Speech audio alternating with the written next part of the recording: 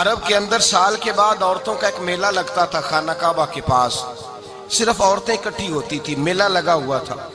ایک تورات جاننے والا یہودی عالم بھی آیا ہوا تھا، وہ بیویوں کے مجمع پہ نظر ڈال کے کہنے لگا، بیویوں مرد کا کام تو کوئی نہیں عورتوں کے مجمع میں بات کرنا، لیکن میں تمہیں ایک پیغام دینے لگا ہوں، اللہ کے آخری رسول جو مکے میں پیدا ہونے والے ان کے آنے کا وقت قریب آ گیا ہے۔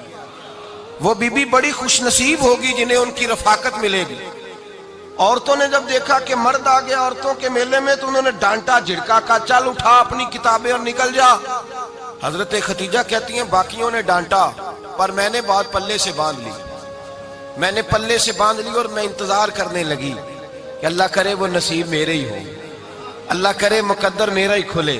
آپ فرماتی میں تسبیح پڑھتی، درود پڑھتی، میں اس زمانے میں جو اللہ کا ذکر جس طرح ہوتا تھا وہ میں شروع کرتی، اور جب فارغ ہوتی تو میں التجا کرتی کہ اللہ میرے نصیبے کھول دے۔ کہتی ہیں آہستہ آہستہ آہستہ آہستہ میں حضور کی تعریف سننے لگی، آہستہ آہستہ تعریف سننے لگی۔ نبی پاک صادق ہیں، امین ہیں، سچے ہیں، دیانتدار ہیں، اس برے اور میلے معاشرے میں بھی وہ سب سے اعلیٰ بھی ہیں اور سب سے اجلے بھی ہیں، وہ سب سے پاکیزہ ہیں۔ میں سننے لگی تعارف، آہستہ آہستہ میں ان کی گرویدہ ہونے لگی۔ ادھر نبی پاک صلی اللہ علیہ وسلم اپنے چچا جناب ابو طالب کے پاس رہتے تھے، قحط آ گیا، حالات بگڑ گئے۔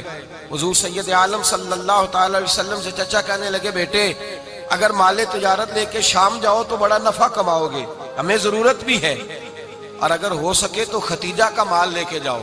نبی پاک نے کہا چچا میں نہیں کہوں گا کسی سے جا کے، میں نہیں کہتا کسی سے جا کے، جو میرے نصیب میں ہوگا میرا رب خود عطا فرمائے گا، میں نہیں کہوں گا۔ مصطفیٰ نے تو نہیں کہا۔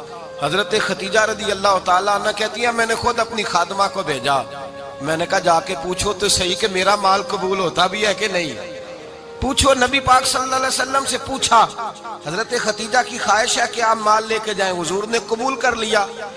جناب خدیجہ الکبریٰ رضی اللہ تعالیٰ عنہ کے غلام تھے، میسرہ ان کا نام تھا، جناب خدیجہ نے ان کو ساتھ بھیجا، فرمایا تین باتیں ارشاد فرمائی۔ ایک تو فرمایا سارا رستہ غور سے دیکھنا میرے نبی کے ساتھ کیا معاملات درپیش ہوتے ہیں، ابھی اعلان نبوت نہیں کیا، فرمایا ذرا غور کرنا، میرے مصطفیٰ کا مطالعہ کرنا اور مجھے واپس آ کے سبق سنانا، وہ جو تم نے چہرہ بددعا کی تلاوت کی ہو ذرا مجھے واپس آ کے سنانا، جنہاں نے دل پر جانی ڈٹھا ہو اکھیاں ہی تک لیاں، تو ملے ہوں تے ساجن ملیا ہوں ناساں لگ پئیاں، ذرا جا کے نا تلاوت کرنا اور مجھے دکھ۔ اور دوسرا فرمایا تم میرے غلام ہو تو مصطفیٰ کے بھی غلام بن کے رہنا، میں سنتی ہوں کہ کردار کے، افکار کے، نظریات کے، عظمت کے بلند و بالا، وہ جیسے کہیں ویسے کرنا۔